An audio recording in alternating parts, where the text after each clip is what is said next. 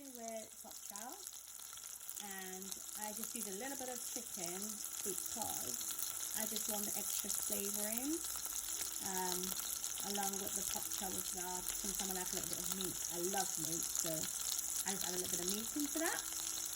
So first I'm frying off my chicken with just a little bit of black pepper, garlic powder, and a little bit of all-purpose seasoning. Not a lot, just so we can enjoy that lovely flavour of the chicken. So that's been frying off for a few minutes, maybe 2 or 3 minutes. So I want that to be nice and crispy.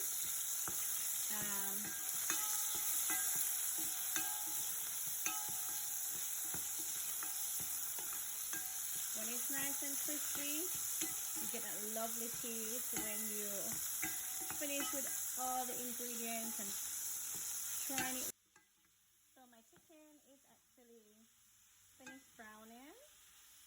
So I'm just adding in the pop chow and all my veg into the pot to let it steam down, and then I'll show you the finished dish.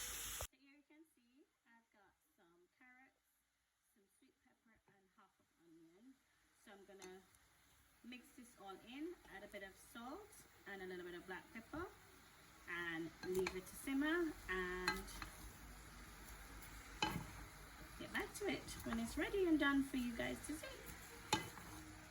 I like to add color to my food because you all eat with your eyes, and if something doesn't look nice, then you're not going to want to eat it. So I like to make sure my food is nice and colorful. So this is one pop chow, guys, one big one. It was £2.